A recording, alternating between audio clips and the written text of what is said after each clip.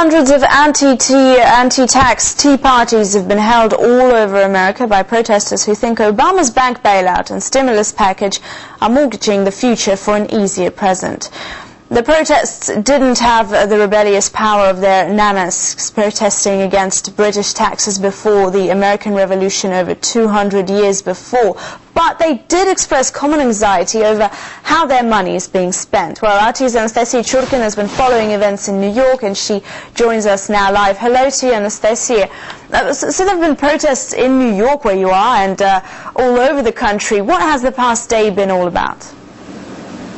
Well, Anna, like you said, hundreds of protests have been taking place throughout the United States. Nationwide gatherings attracted up to 2,000 people in big cities like New York and Washington, D.C. It's estimated that throughout the country, from tens of thousands to hundreds of thousands of people showed up to participate at these protests. Now, on tax day, the protesters were speaking out against what they call unnecessarily high taxes and excessive government spending. Now, a lot of these people seem very frustrated, exhausted, and angry, and they wanted to make sure that their voice is heard, that the government realizes that they're unhappy with what's going on. A lot of these people were saying that they don't want the cash that they're paying as taxpayers to go to waste. They're uncertain about the money that is being put into Barack Obama's stimulus package, and they're basically generally unhappy with this economic crisis and the recession that they're having to deal with in their day-to-day lives.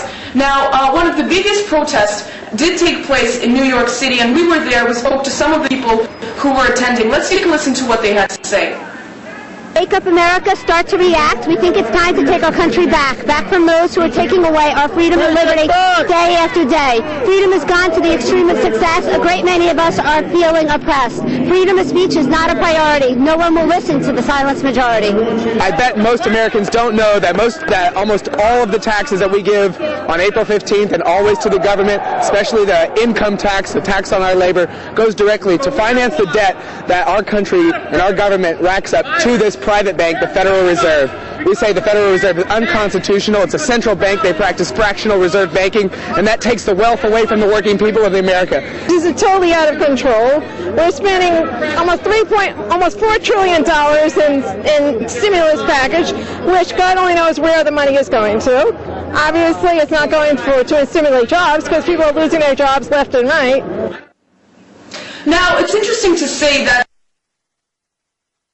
Tea Party, which took place back in 1773 when Massachusetts colonists were throwing tea bags into the Boston Harbor. Now, of course, times and issues have changed, and some of the supporters are now saying that the word tea actually stands for taxed enough already. Now, my colleague Marina Portnaya was also at one of the rallies. Let's now go to that report. Pushed to the edge, taxed to the max, financially strapped U.S. citizens borrowed a page from their colonial forebears Wednesday. So-called tea parties raged throughout the country as crowds of Americans simmered with anger. We're overtaxed, and we're taxed more than once. We're taxed on our income, we're taxed on our property, we're taxed on sales tax. There's too many taxes. Unemployed technician Dan Patton joined hundreds of protesters in freezing damp conditions at New Jersey's state capitol building. With the highest tax burden in the nation, Jersey residents accused the government of stealing from the people rather than representing them. It's to wake up Americans before we don't have an America. America has been changing, and we need to pull it back to what it should be. Handing out constitutions, Patricia Tallarico says the Obama administration lacks transparency and puts constitutional laws at risk. But amid the outrage, some entrepreneurs prevail. Sarcastic bumper stickers and T-shirts created by Eric Rosenberg are selling like hotcakes. The government is kind of taxing us and running my business to the ground, and I figure if you can't beat them, why not join them and try to make some extra money on the side? In office less than 100 days, no doubt President Obama's feet are being held to the fire.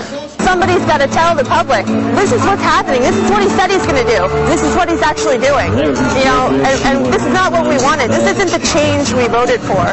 This event is anything but a celebration. Frustrated Americans gathered here in the rain in New Jersey and rallying across the country are demanding that their government begins working for them. Question is, will Washington just hear these voices, or will the politicians actually listen? Pandering is no longer enough for the people embattled in a tug of war with the government they recently elected. Marina Portnaya, RT, New Jersey.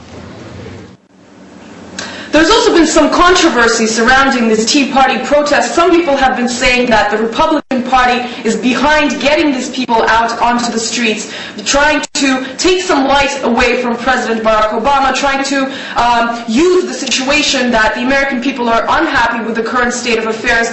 But having seen all of these people coming out onto the streets to sit, it's really hard to say that they weren't genuine about what they're saying. They did really represent a large part of the American people that are unhappy with the way things are being handled right now. Thank you very much. That's our correspondent, Anastasia Churkina, coming to us.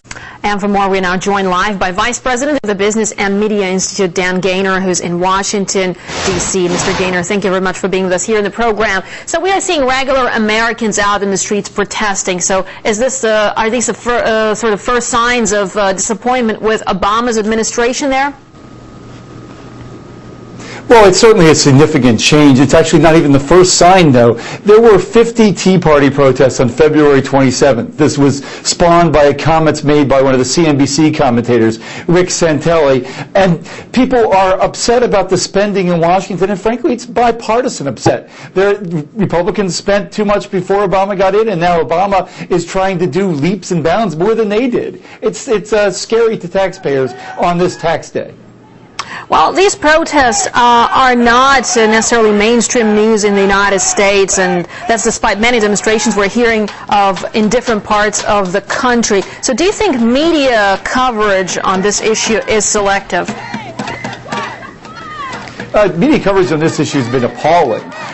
The mainstream media, local newspapers and local TV outlets have done a great job.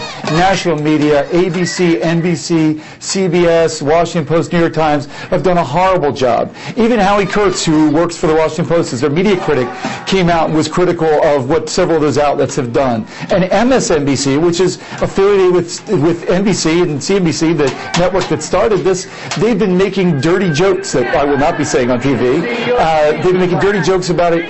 One of the jokes have been making, Rachel Maddow, one of the MSNBC hosts, she and a guest said 51 different times during a 13-minute segment.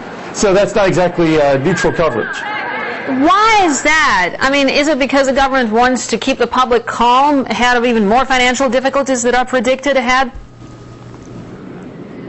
Well, I mean, the public is upset, but still calm. I heard some of the comments your previous guest said, and I don't think any of us view this as an apocalypse. This is a recession. We've had recessions before. I've lived through 5 since 1980 as an adult. But it's certainly a time when ordinary people spend less. So we look to our government to do exactly the same thing, and they're solving a spending crisis by spending more, and that doesn't make sense to a lot of people. All right, Dan Gainor, thanks very much for being with us here in the program. That was Dan Gainor, Vice President of the Business and Media Institute in Washington, D.C., talking to us live here on RT.